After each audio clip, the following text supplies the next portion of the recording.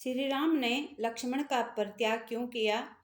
रामायण के अनुसार जब एक दिन लक्ष्मण सभा में थे, तभी एक अतिबल का दूत आया ऋषि वेश में, और लक्ष्मण ने उन्हें प्रणाम करा और लक्ष्मण से कहा कि हे बीरबल लक्ष्मण, मुझे श्री राम जी से मिलना है। तो लक्ष्मण जी ने राम जी को सूचना दी। राम जी ने उन्हें अंदर लाने को कहा। लक्ष्मण उन्हें राम जी के पास ले गए।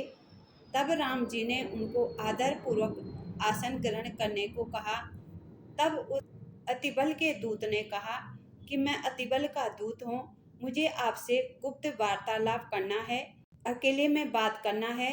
राम जी ने कहा कि ठीक है, और राम जी से कहा कि आप वचन दो कि जो हमारी बातें सुनेगा या हमें बात करते हुए देख लेगा तो आप उसे प्राण दंड देंगे। तब राम जी ने लक्ष्मण को और अन्य मंत्री को वहां से जाने के लिए कहा और लक्ष्मण से कहा कि तुम पहरेदार को बाहर भेज दो और तुम पहरे पर खड़े रहो, जिससे कोई अंदर ना आ पाए। अगर कोई गलती से हमें बात करते हुए या सुनते हुए पाया गया तो उसे मैं मृत्यु दंड या प्राण दंड दे दूंगा। तब लक्ष्मण राम जी की आज्ञा पाकर पहरेदारी करने लगे और अन्य पहरेदारों को बाहर कर दिया। उसी समय अचानक महर्षि दुर्वासा आ गए।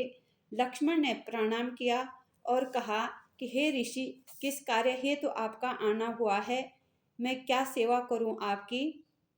महर्षि दुर्वासा बहुत क्रोधी व्यक्ति थे। दुर्वासा ने कहा कि हे लक्ष्मण, मुझे श्री राम जी से मिलना है।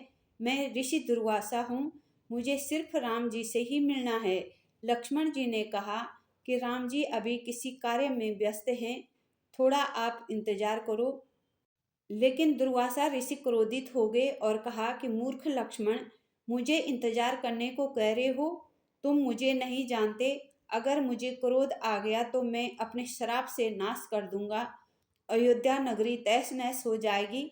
तब लक्ष्मण ने कहा कि हे प्रभु, क्रोध ना करें, मैं महाराज जी को सूचना देता हूँ। तब लक्ष्मण ने सोचा कि दुर्वासा ऋषि से अयोध्या को बचाने के लिए केवल मेरे प्राण चले जाएं तो कोई बात नहीं। तब लक्ष्मण श्री राम जी को सूचना देने के लिए अंदर गए। उस समय अतिबल का दूत यमराज और श्री राम जी बातें कर रहे थे। यमराज अंतर ध्यान हो गया। राम जी ने कहा कि लक्ष्मण, तुमने ये क्या किया? तब लक्ष्मण ने कहा कि महाराज, दुर्वासा ऋषि श्राप दे रहे थे, तो मैंने सोचा कि मुझे जैसे एक व्यक्ति के प्राण जाने से अयोध्या बच सकती है तो ऐसा ही सही। तब राम जी ने यमराज को दिए हुए वचन के अनुसार सभा बैठाई और लक्ष्मण को प्राण दंड देने के लिए कहा, तो हर किसी ने अलग अलग मत दिए। तब हनुमान जी ने कहा कि महाराज, त्याग करना भी प्राण दंड के समान होता है, आप लक्ष्मण को प्राण दंड नहीं, त्याग कर दो। तब राम जी ने अपने वचन पालन करने के लिए लक्ष्मण का त्याग कर दिया। तब लक्ष्मण ने राम जी को चरण स्पर्श कर प्रणाम किया और सरयू में जाकर अपनी सांस रोक दी और अंतर्ध्यान होकर शेषनाग का रूप धारण कर क्षीर सागर में सशरीर पहुंच गए। लक्ष्मण को त्याग देना जरूरी हो गया था, क्योंकि लक्ष्मण का कार्य धरती लोक में पूरा हो गया था।